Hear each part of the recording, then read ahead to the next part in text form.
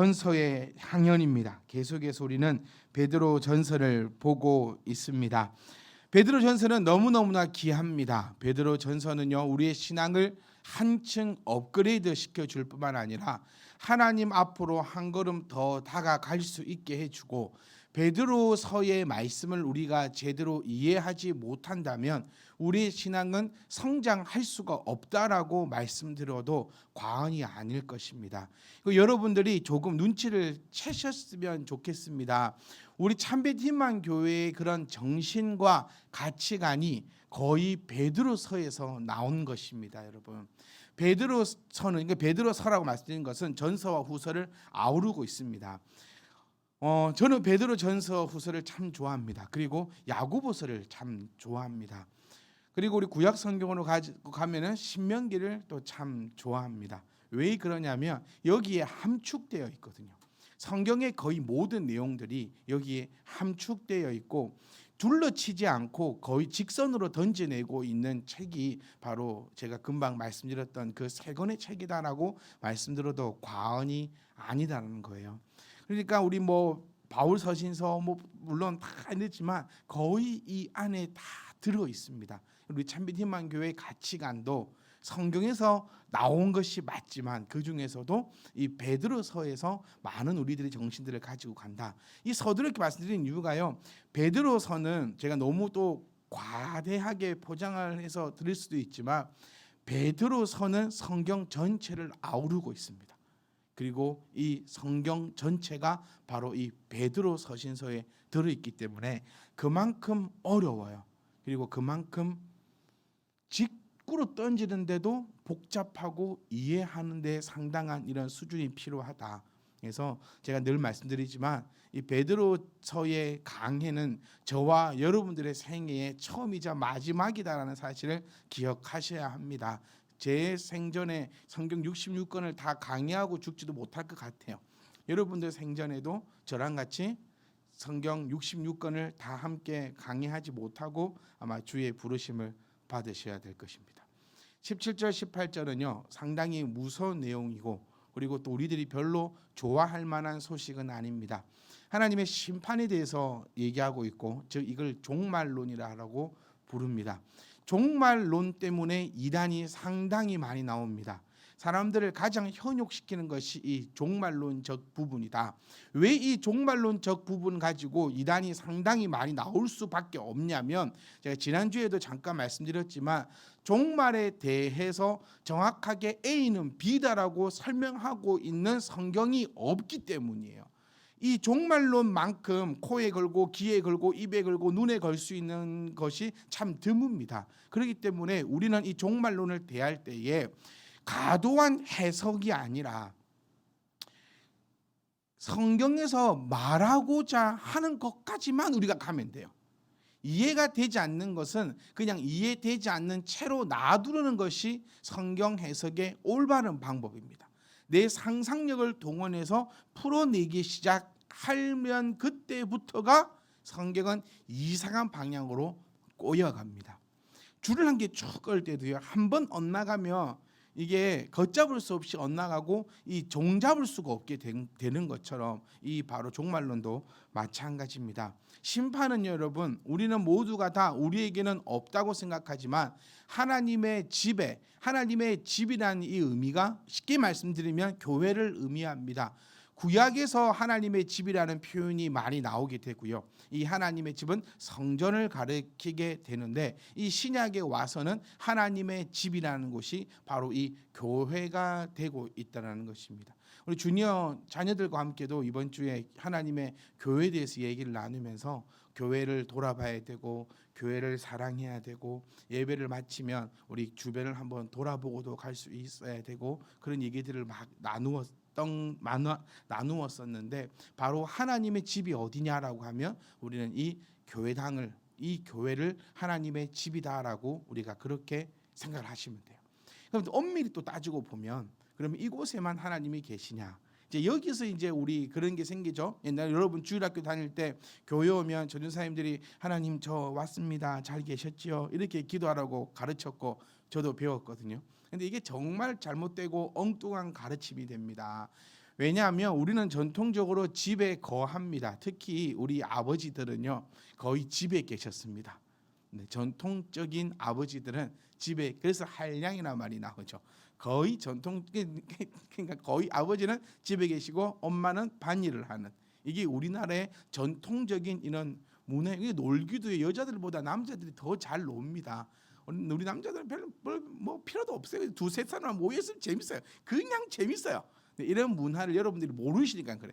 이 집 남자 저밖에 없으니까 이거 뭐 이 놀이를 이 같은데, 그런데 그러니까 집에 아버지가 계시다 보니 교회 안에 하나님 아버지가 계시다 생각했고, 이제 이런 여러 가지 문화가 나왔는데, 이런 것들도 제가 기회가 되면 우리 수양회 갈 때, 여행 갈 때 아주 재미나게 버스에서 말씀드리도록 하겠습니다. 자, 어쨌든 간에 하나님의 집은 이 교회가 되는데, 이 집에서 심판을 시작한다라고 나타내고 있습니다. 그러니 심판은 먼저 받는 곳이 어디냐면 믿는 자들이 먼저 심판을 받을 것을 의미합니다. 여러 가지를 한번 생각해 보세요. 우리는 그러면 딱 이분법으로 믿는 자가 있고 믿지 않는 자가 있다라고 가정을 했을 때, 심판은 누구에게 필요하냐면 믿는 자에게 심판이 필요한 것입니다. 심판은 뭐냐면 네가 죄가 있느냐 죄가 없느냐를 따지는 것을 심판이라 하는 거죠. 그러니까 이 심판이 어디에 임하냐면은 교회에 임한다는 거예요. 즉 믿는 사람은 뭐를 받을 수 있다. 이거 좋은 말이에요. 믿는 사람들은 심판을 받을 자격이 주어진다는 겁니다. 믿지 않는 사람들은요. 자, 본문이 나오죠. 만일 우리에게 먼저 하면 뭐를요? 심판을. 우리에게 먼저 하면 하나님의 복음을 순종하지 아니하는 자들의 그 마지막은 어떠하며, 이렇게 표현을 합니다. 그러니까 지금 이게 성경에서 종말론에 대해서 가장 자세하게 설명되고 있는 구절 중에 하나다라고 이해하시면 됩니다. 네, 이 정도가 정말 자세하게 설명하고 있는 겁니다. 하나님의 심판의 때가 분명히 우리 주님께서는 다시 오십니다. 아멘. 천주교처럼 이제 안 오실 것 같다라는 게 아니에요. 예수님은 분명히 이 땅 위에 오십니다. 그런데 이 정확하게 아셔야 되죠. 다시 오실 예수님은 어떤 모양이시다? 심판의 주로 이 땅에 오신다라는 겁니다. 요것만 제대로 알아도 대한민국에 50여 명이 넘게 있는 재림 예수가 전부 다 뻥인 것을 우리는 알 수 있는 거예요. 우리나라에 50여 명, 공식적으로 50여 명의 재림 예수가 있습니다. 우리나라만 있느냐? 전 세계적으로 따지고 보면 재림 예수가 상당히 많아요. 그것은 성경을 완전히 반하고 있는 내용. 우리 정확하게 알자라는 거예요. 주님은 반드시 다시 오시는데 그 오실 때는 무엇을 가지고 오시느냐? 불검을 가지고 오신다. 즉 심판하러 이 땅에 오실 것이며, 그 심판은 어느 누구도 피해갈 수가 없다라고 우리에게 익히 말씀해 주고 있고, 그 심판의 장면들을 이 17절을 통해서 나타내어 주고 있는데, 먼저 교회에 임한다. 그러니 심판을 교회가 피하는 것이 아니다. 교회 안에 있으면, 교회 다니면 하나님의 심판을 피해 간다라는 생각은 완전히 잘못된 생각이다라는 거예요. 그러니까 저도 주일학교 출신이지만 제가 우리 아이들에게 정말 공을 많이 들은 이유가 그거 하나입니다. 여러분도 마찬가지겠지만요. 어릴 때 배웠던 게 평생을 갑니다. 어릴 때 선생님한테 뺨 한 차례 맞은 것이 아직 제 마음에 있어요. 저희는 맞고 살았지 않습니까? 빠따로 맞고 선생님들이 했던 그 말 한마디, 그다음에 교회로 치면 전도사님이 설교를 하셨고 또 공과 공부로 모여가지고 그 선생님들이 되지도 않는 말을 가르쳐줬던 것들이 아직도 기억이 나요. 그 어릴 때 심어졌던 그 신앙의 바탕으로 우리의 신앙이 쭉 올라가고 성장해 나가는 거거든요. 근데 어릴 때에 저도 그렇게 교육을 받았던 거예요. 심판은 우리 교회에 있는 것이 아니라 믿지 않는 자에게 심판이 있는 거야라고 우리는 그렇게 배워왔거든요. 그런데 성경은 그렇게 우리에게 말하고 있지 않다는 사실입니다. 그러니까 심판은 먼저 어디에 있다? 교회에 있다. 교회는 심판받을 만한 곳이에요. 구원이냐 구원이지 않느냐를 심판받을 수 있는 곳이고, 교회 밖에 있는 자들은 먼저 하나님 우리가 심판을 받으면 복음을 순종하지 않은 자들의 그 마지막은 어떠하겠느냐. 우리도 이렇게 무서움을 당하고 우리도 이렇게 힘듦을 당하는데 과연 복음 안에 있지 않는 자들은 어떠하겠느냐라고 우리에게 표현해 줍니다. 자, 18절로 넘어가 보면 또 이제 너무 충격적인 얘기예요.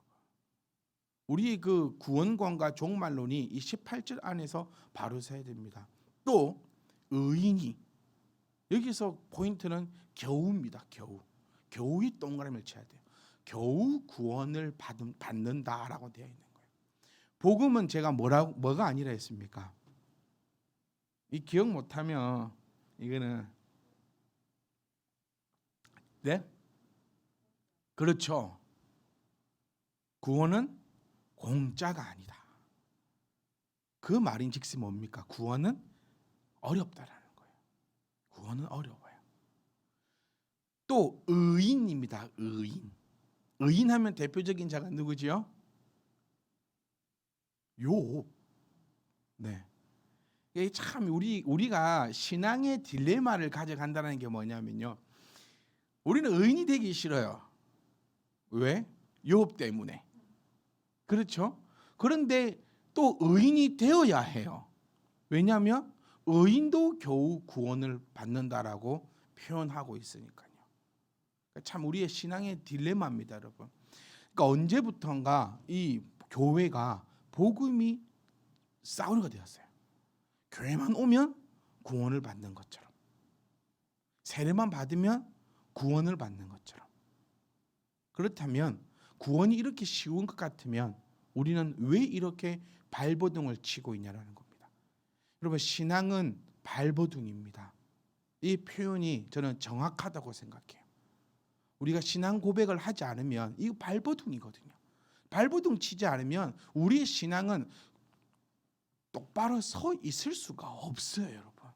뭐 우리가 그리 대단하다고 예수를 믿습니다. 그 말 한마디에 구원을 얻어서 우리의 믿음이 어떠한 풍파가 일어나도 흔들리지 아니하고 주께서 오시는 그날까지 우리의 믿음이 굳건히 서 있을까라고 어떻게 그리 자신을 하면서 살아가는 줄 모르겠다는 거예요.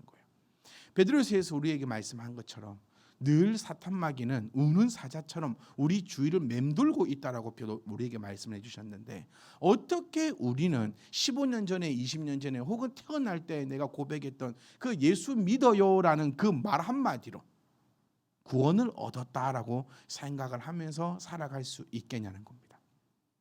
그러니까 상당히 제가 말씀드린 것처럼 베드로서는 수준이 높아요. 그리고 믿음이 없는, 신앙이 없는, 그리고 어느 정도의 지식이 없는 자들은 오히려 더 혼란스러울 뿐입니다. 구원의 확신이 있을 때에 이 말씀을 내가 받고 또 그 구원의 확신이 내 마음에 있을 때에 이 말씀이 나에게 정말 귀하고 복된 울림을 허락한다라는 거예요. 그런데 그런 기초가 없을 때, 아무런 내 영적인 신앙의 그런 것이 없을 때에 이 말씀은 나에게 들려지지 않을 거라는 겁니다. 우리는요, 사람은 재밌는 재주가 하나 있어요. 뭐냐면 듣기 싫은 소리는 안 듣는 재주가 있습니다. 신앙도 마찬가지예요. 아무리 얘기하고 아무리 가르치고 아무리 해도요 안 바뀌어요. 생각이 안 바뀝니다. 그러니까 저는 교회에 직분이 없었으면 좋겠어요. 오히려 어떻게 직분만 받아가면은 평신도였다가 집사가 되고 권사가 되고 장로가 되고 목사가 되고 이러면은 말씀을 안 받아요.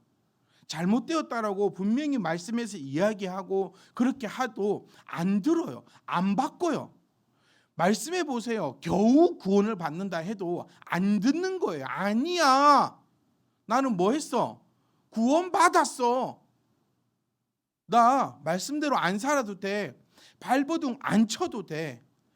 재미있는 사실이요, 어린아이들은 가르치면 발버둥 치려고 합니다. 사도신경으로 신앙 고백하자면 하려고 노력해요. 적으려고 합니다. 새신자들 열심히 합니다. 집사 딱 되잖아요? 안 해요, 여러분. 권사 되고 장로 되고 목사 되잖아요? 안 합니다. 사도신경으로 씁시다. 고백합시다. 뭘 그런 걸 뭐 귀찮게. 이렇게 되어버리는 이런 신앙이에요. 기도합시다. 우리 주기도문으로 함께 기도합시다. 에이, 뭘 귀찮게 막. 이게 어쩌면 병들어가는 신앙의 모습이라는 것을 우리가 기억하셔야 돼요. 그래서 여러분, 말씀을 좀 붙잡아줬으면 좋겠어요. 제가 사도신경으로 신앙 고백합시다. 주기도문으로 우리 매일 기도합시다. 그 역사를 가지고 우리가 주님을 증거합시다. 이 말씀을 전하기 위해서 양을 설교했습니다. 양은 뭐가 필요해야 되지요? 순수함이 있어야 된다. 신실함이 있어야 된다. 순수하지 못하면 말씀을 받아들일 수 없습니다, 여러분. 사도신경으로 신앙 고백하고 계십니까? 늘 주기도문으로 기도하고 계십니까? 나는 주기도문 그 따위 필요 없고 그냥 내가 늘 하던 대로 기도하면 돼. 이 순수하지 못한 거예요. 순수함은 제가 늘 말씀드렸지만 그냥 신앙은 어렵지 않아요. 신앙은 저만 어렵게 할게요. 성도들의 신앙은 어려우면 안 됩니다. 교회가 있는 이유가 뭔데요? 신앙생활 어렵게 안 하려고 교회를 다니시는 겁니다. 그게 무슨 얘기냐? 그냥 시키면 시킨 대로 하려고 교회를 다니는 거 아니겠습니까? 교회하고 다투려고 교회 다닙니까? 목사가 설교하는 것에 반감을 들고 막 거기에 대해서 따져들고 나는 그렇게 생각 안 한다고 막 그렇게 하려고 교회를 다닙니까? 아니잖아요. 교회를 다니는 이유 여러분 정확하게 아셔야 됩니다. 교회에서 구원을 나눠주는 것이 아닙니다, 여러분. 우리가 교회를 다니는 이유는 하나님의 성전된 내가 신앙생활 조금 더 쉽게 하려고 교회 다니는 거예요. 이거를 기억하셔야 됩니다. 검정고시 치면 되지 학교 안 가고. 근데 왜 학교 다닙니까? 쉽게 하려고 하는 겁니다. 거기서 사회를 배우고 또 관계를 배우고 또 이렇게 하고 저렇게 하고 그러려고 가는 거 아니에요. 그냥 예수 믿어서 구원을 얻을 것 같으면 저는 제일 세상에 쓰잘데기 없는 게 교회라고 생각합니다. 요것만 이제 편집해봐하면 이제 끝장나는 거예요. 구원이 쉽다면 예수의 이름만 내가 내 입에서 얘기하면 그러니까 예수 믿습니다. 대한민국에 구원 못 받은 사람 아무도 없습니다, 여러분. 군대에 가면 다 한 번씩 고백하고 나오는 거예요. 요즘도 그렇답니다. 군대에 가면 다 한 번씩 따라하라니까 따라하는 거죠. 나는 죄인입니다. 예수님을 믿습니다. 이 고백 다 하고 나오는 거예요. 그렇게 해서 구원받는다면 세상에 제일 먼저 없어져야 될 것이 저는 1순위 목사. 제가 목사지만 그렇습니다. 2순위 교회. 이게 싹 사라져야 돼요. 그런데 왜 필요할까요? 왜 있어야 할까요? 바로 구원받는 것이 그렇게 쉬운 것이 아니기 때문입니다. 사랑하는 성도 여러분, 오늘 본문 말씀에 우리가 받으셔야 됩니다. 잠언 11장 31절 말씀을 인용하여 베드로는 우리에게 나타냅니다. 의인이 겨우 구원을 받는다는 거예요. 저는 이 구절을 볼 때마다 멈칫멈칫해요. 큰일 났네. 누가 목사라고 구원받는다 하던가요? 아닙니다, 여러분. 제가 늘 말씀드리지만 하나님 앞에서 여러분보다 제가 더 클까요? 우리는 모두가 다 신앙생활 하는 사람들입니다. 하나님께서 저에게 주신 그 사명과 그 직분대로 저도 하나님을 섬기는 것이고요. 여러분들도 하나님께 주신 그 사명과 직분대로 하나님을 섬기는 것입니다. 절대로 목사라고 해서 구원받는다. 그럼 저 내일부터 교회 안 다닐 겁니다. 진짜로요. 혼자서 편안하게 살 겁니다. 산에 올라가가지고. 늘 이 고백하잖아요. 그럴 것 같으면 산에 들어가서 동굴 파놓고 그냥 죽기만을 기다리는 그게 아름다운 신앙이에요. 근데 절대로 그렇지 않다. 교회라는 것은 하나님께서 우리에게 주신 최고의 선물이 되기를 우리는 바랍니다, 여러분. 다른 교회는 다른 사람들은 그 잘 모르겠어요. 그런 거 별로 신경 쓰고 싶지 않고 그냥 우리 참빛희망 교회는 정말 하나님께서 나에게 주신 가장 좋은 선물. 하나님 나를 언제 사랑하셨습니까? 그 고백이 아니라 하나님 나를 정말 사랑하셔서 참빛희망 교회를 저에게 주셨네요. 그런 고백이 우리의 고백일 수 있기를 주의 이름으로 부탁을 드립니다. 의인은 그리스도인을 가리킵니다. 그리스도인도 겨우 구원을 받는데 경건하지 아니한 자. 여기서 경건하지 아니한 자가 누굴까요? 딱 나뉩니다. 경건하지 아니한 자는 교회를 우리말로 쉽게요. 교회를 안 다니는 자들을 얘기하는 것이 아니고 하나님 집에 먼저 심판이 임하는데 그 심판 때에 의인과 경건하지 아니한 자를 구분한다는 거예요. 우리 주님 늘 말씀하셨죠. 쭉정이와 알곡을 따로 구분한다고요. 그 심판도 무엇을 얘기하냐면 교회 안의 심판을 이야기하고 있다는 거예요. 그러니까 믿음은 있으되 경건하지 못한 자들. 이 경건하면 무엇으로 볼 수 있다 했습니까? 열매로 나타난다는 거예요. 이 열매하면 우리는 너무나 안 좋은 추억이 있죠. 열매는 저는 이렇게 수정했습니다. 열매는 전도만이 아니다. 열매에 전도도 있다라는 것이죠. 그런데 우리는 수세기 동안 열매하면 전부 전도로 이야기했습니다. 여러분. 전도 많이 하면 구원받습니까? 저는 여러분 한 사람 한 사람이요 전도를 10명 이상씩은 안 했으면 좋겠어요. 교회 자리도 없을 뿐더러 우리가 목표하고 있는 그 숫자도 초과하고 또 전도 많이 한 사람 치고 제가 정생산을 못 봤어요. 저는 여러분들이 성경을 100동 200동 안 했으면 좋겠습니다. 저 여러분 평생에 성경을 딱 1동 안 했으면 좋겠어요. 그것도 정말 정확하고 아름답고 온전하게. 성경 100동, 200동, 300동 한 사람 치고 제가 올바른 정치를 가지고 있는 사람 그러니까 없다는 얘기 아니고 저는 못 봤다고요. 전도왕 배지 단 사람 치고 네, 그렇습니다. 그만큼 여기까지. 네, 그러니까 우리는 1인당 10명 안 돼. 꼭 기억하십시오. 그럼 가라클 거예요. 네, 안 돼요. 그런 거 절대 안 돼. 아, 또 걱정되네. 또 10명씩 데리고 갈까 봐. 홀리스 전도 안 해요. 네? 회장님 전화 안 왔던 거야 아직? 상반기에 제가 한번 쳐다보도록 하겠습니다. 홀리스. 제가 홀리스를 때려잡아야지. 존만 시대는 무섭더라고. 여행 한번 같이 가봤는데 이 기들이 보통이 아니야. 그러니까 홀리스도 이 기를 꺾어놔야 돼. 이런 분들이 되기 전에 얼른 꺾어가지고 그렇게 해야 됩니다. 네, 그러셔야 돼. 네, 딴 데로 세지 말고 시간 애들아 알아서 끝낼게 2분만. 자, 그렇기 때문에 경건하지 못한 자들은 구원을 얻지 못한. 이거 무섭죠. 경건하지 아니한 자와 죄인을 한 구태 묻혀 놨었어요. 저는 여기서 나오는 이 경건하지 못한 자가 가장 불쌍한 사람이라 생각합니다. 저는 저희 아들한테 자주 얘기해요. 잘못하면 네가 가장 불쌍한 사람 된다. 왜? 놀지도 못하고 공부도 못하고 아싸 놀아라고. 놀면 후회는 없을 거 아니에요. 맨날 공부하는데 성적을 못 받으면 얼마나 불쌍해. 성도님들께도 동일하게 말씀드리고 싶어요. 마음대로 살든가. 네. 어차피 지옥 갈 거. 안 그렇습니까? 어차피 지옥 갈 거 내 하고 싶은 대로 잠언서에서 청년들이여 네 마음대로 살아라. 그리고 그 뒤의 결과도 네가 책임지는데 그 결과는 지옥이 기다리고 있을 것이다 라고 가르치고 있지 않습니까? 이 성도들이 여기서 나오는 이 경건하지 못한 자들이 정말 불쌍한 사람들인 거예요. 마음대로 살다가 지옥을 가든가 차라리. 그러면 가서 좀 더러우라 그랬지. 그런데 모양은 갖고 있잖아요. 믿음의 모양은 갖고 있으나 열매가 없는 자들을 얘기합니다. 그냥 기도를 하지 말고 나가 놀든가. 앉아나 있고 눈은 감는데 와 이러고 있는 거예요. 이거는 기도를 하는 것도 아니고 안 하는 것도 아니고 이걸 나타내고 있는 거예요. 그러니까 우리 그리스도인들이 자칫하면 그리스도인들을 표현하면 안 되겠다. 의인이 그리스도인들이니까요. 교회 다니는 사람들이 자칫하면 제일 불쌍한 인생이 되는 거예요. 놀지도 못하고 그렇다고 해서 내 마음대로 살지도 못하고 뭔가 찜찜하거든요.